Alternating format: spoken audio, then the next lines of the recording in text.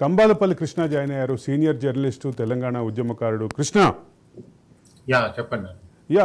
10 ఏళ్ల అంటే ఒక దశాబ్దపు ప్రస్థానం, కొన్ని దశాబ్దాల పోరాటం, ఈ రెండింటికి సంబంధించినటువంటి లింకు. అదే సందర్భంలో ఈ ప్రస్థానంలో 10 దశాబ్ద ప్రస్థానంలో ఆకాంక్షలు నెరవేరినాయి అనేది ప్రధానమైన అంశం. ఎలా అనిపించింది 10 ఏళ్ల పాలన? అదే సందర్భంలో కృష్ణ నవ్వొద్దు, కృష్ణ నవ్వొద్దు, ఎందుకంటే ఆకాంక్షలు నెరవేరినాయి అంటే మనం ఉద్యమాల గురించి, పోరాటాల గురించి పుస్తకాల్లో చదువుకొని ఫీల్డ్లోకి వచ్చిన వాళ్ళం. మనం స్వయంగా చూసిన, మన కాలంలో స్వయంగా దగ్గర నుంచి చూసి పాల్గొనే ఉద్యమం తెలంగాణ ఉద్యమం. మీ చదువుకున్న చరిత్రని. సో అలాంటి ఉద్యమంలో పాల్గొన్న వ్యక్తిగా, అంటే యాజ్ ఏ జర్నలిస్ట్ గా, ఇప్పుడు ఈ రోజు తెలంగాణ ఏ ఒక్కరి వల్ల రాలేదనేది ఎంత వాస్తవమో, ప్రతి ఒక్కరు తెలంగాణ వచ్చిన సందర్భంగా పులకించిపోయింది కూడా అంతే వాస్తవం. కాకపోతే ఒక రాంగ్ పార్టీ రైట్ ప్లేస్ లో అధికారంలోకి రావడం వల్ల ఈ రోజు ఉద్యమ ఆకాంక్షలు అనేది నెరవేరలేదని చెప్పడానికి పెద్ద మొహమాటమే. ఒక చిన్న ప్రశ్న అయితే అడగాలి.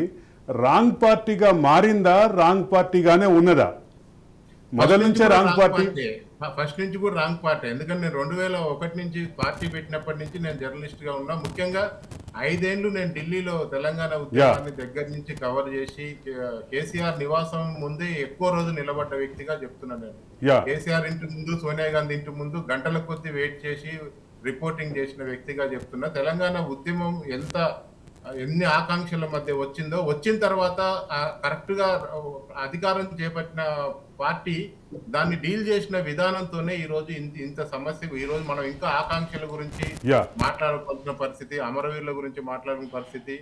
మన మన మన 10 ఏళ్లలో మరింత భూమి లోపలికి, ఇంకొక 10 ఫీట్లు లోపలికి తెలంగాణ జీవితాన్ని ఛిద్రం చేసిన పరిస్థితి గురించి ఈ రోజు మాట్లాడుకోవటం విషాదకరం. ఈ 10 కృష్ణ, అంటే నేను అడిగిన ప్రశ్నకి మొదట నవ్వుతో మొదలై ఆ తర్వాత ఎమోషనల్గా మారుతున్నట్టుగా అనిపిస్తుంది మీ వాయిస్.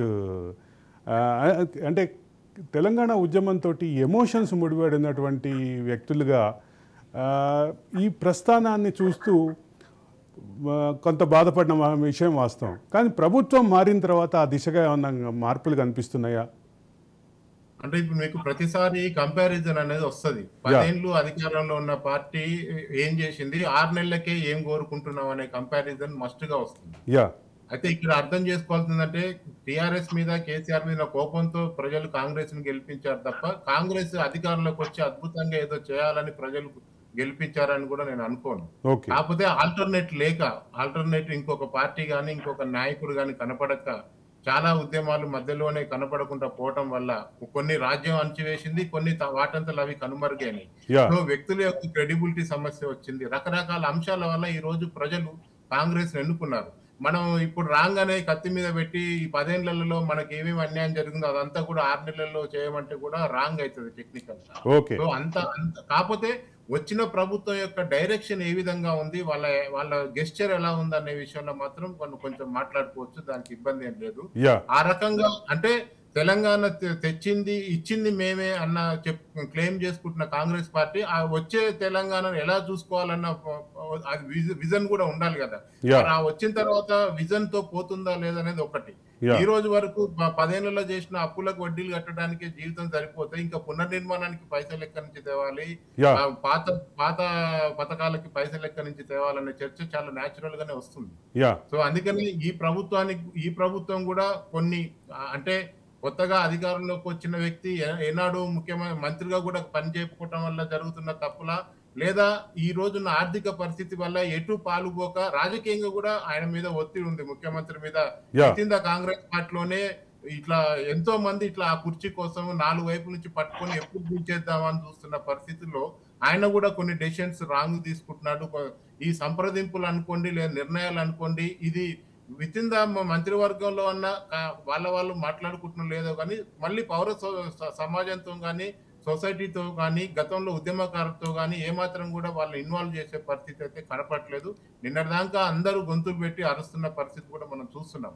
కాకపోతే మాలాంటి వాళ్ళం కూడా ఇంకెందుకు వెయిట్ చేస్తున్నామంటే కనీసం సర్దుకోలేదు. ఏ ప్రభుత్వంలో ఏ శాఖలో ఏ అధికారి ఉందో కూడా తెలవకుందే మనం కూడా ఎందుకు విమర్శలు చేయాలని ఇంకా ఓపిక పడుతున్నాం గానీ, వాస్తవానికి ఆ డైరెక్షన్‌లో ఈ ప్రభుత్వం వెళ్ళాలని కూడా ఇప్పటికి కూడా ఆశిస్తున్నాం నేనైతే. ఇప్పుడు జరుగుతున్నటువంటి హనీమూన్ పీరియడ్ ఎప్పటికి ముగిసే అవకాశం ఉంది అనేది సహజంగానే తెలంగాణ ప్రజల మనసులో ఉన్నటువంటి ప్రశ్న. దీన్ని ఎట్లా చూడాలి?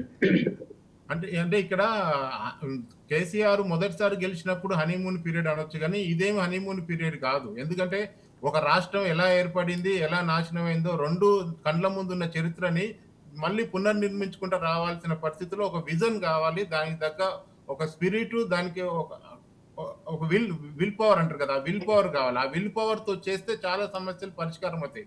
అయితే వచ్చిన సమస్యలు ఏంటంటే అధికారంలోకి వచ్చిన 2-3 నెలలు వెంటనే అసెంబ్లీ సమావేశాలు పెట్టి ఈవెన్ బీఆర్ఎస్ కూడా ఒక 4 రోజులు ఓపిక పట్టలేకపోయింది. తెల్లారి నుంచే దాడి చేయడం మొదలు పెట్టారు.